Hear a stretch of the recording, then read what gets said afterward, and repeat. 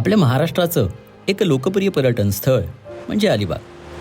शहरातील धावपळीच्या जीवनातून ब्रेक घेऊन काही विरंगुळ्याचे क्षण अनुभवण्यासाठी पर्यटकांची पावलं आपोआप अलिबागकडे वळतात. अलिबागच्या जवळच वर्सोली, किहीम, रेवदंडा, आक्षी आणि नागाव यासारखे अतिशय सुंदर असे समुद्रकिनारे आहेत.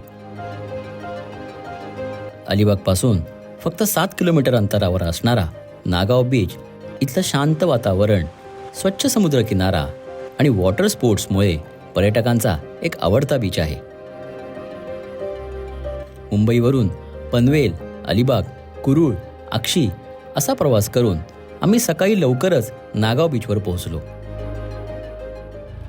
नागावला साताड आणि बदामी असे 2 बीच आहेत. त्यातला हा आहे साताड बीच. बीचला लागूनच हे ताडाचे झाड आहे. याला सातताड किंवा रावणताड असे म्हणतात.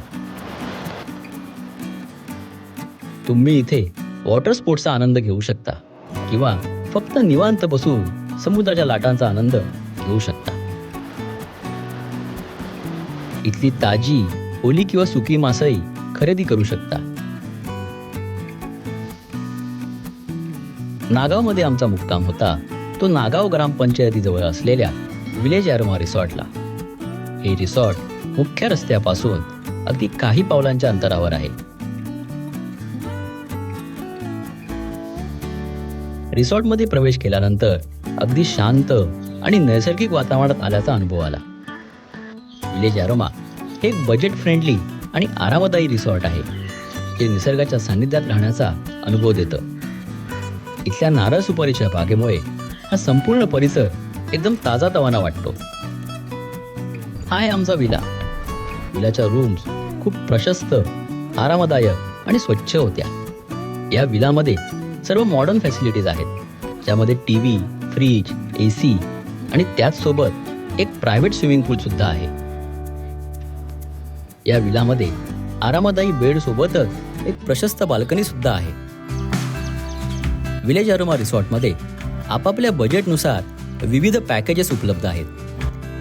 इथे तुमच्या गरजेनुसार 3 BHK, 4 BHK रूम सुद्धा उपलब्ध आहेत. रिसॉर्टचा कॉन्टॅक्ट नंबर व्हिडिओच्या शेवटी दिलेला आहे. इकडे आम्ही फ्रेश होईपर्यंत गरमागरम कांदे पोहे आमची वाटच पाहत होते.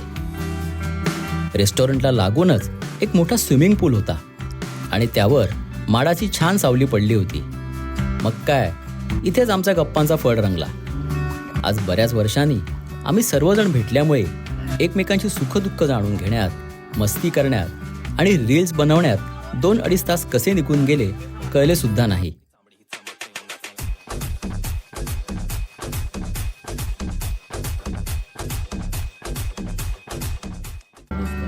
तेवढ्यात तळलेल्या माशांच्या खमंग वासाने पोटात कावळे ओरडत असल्याची जाणीव झाली. आज जेवणाला होती छान घरगुती फिश थाळी, मस्त तळलेली सुरमई आणि कालवण. जेवणानंतर बाजूच्या बागेत थोडा टाइमपास केला आणि मग सेल्फी आणि फोटो सेशनचा कार्यक्रम झाला. इथल्या विलाचे वैशिष्ट्य म्हणजे विलामध्ये असलेला एक प्रायव्हेट स्विमिंग पूल. इकडे सर्व मंडळी स्विमिंग पूलमध्ये डुंबत असताना मी मात्र सूर्यास्त बघण्यासाठी बदामी बीचकडे पळालो. इकडे ड्रोनचे काही छान शॉट्स मिळाले. चला तर पाहूया नागाव बदामी बीचचे काही ड्रोन शॉट्स.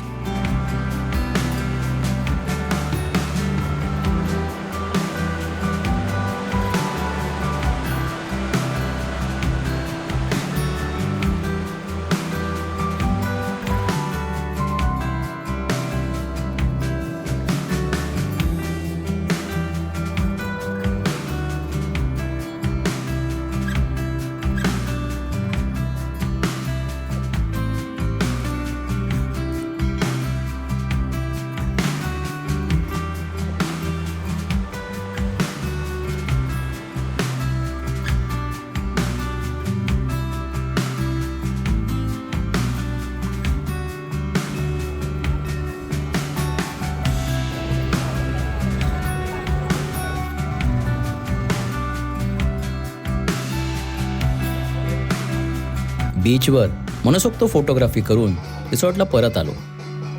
आजच्या रात्रीच्या जेवणासाठी एक खास बेत होता. तो म्हणजे रायगड जिल्ह्यातील प्रसिद्ध अशा पोपटीचा.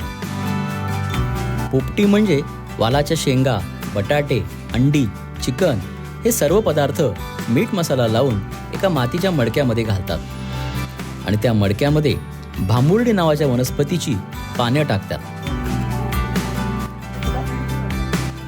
मडक्याचे तोंड बंद करून मडके जमिनीवर उपडे ठेवतात आणि मग त्यावर शेकोटी पेटवली जाते. आगीच्या उष्णतेमुळे आतील शेंगा, अंडी, बटाटे आणि चिकन शिजतात, तर भांबुर्डीच्या पाल्यामुळे त्याला एक विशिष्ट अशी छान चव येते.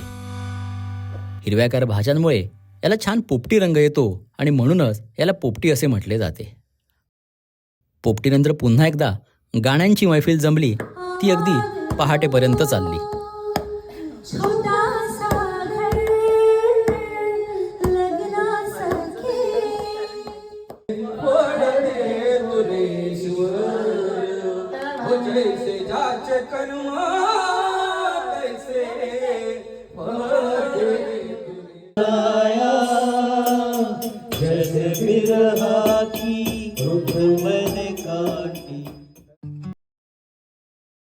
तर मंडळी, जर तुम्ही नागाव ट्रिपचा प्लॅन करत असाल तर विलेज अरोमा रिसॉर्ट तुमच्यासाठी एक चांगला पर्याय आहे.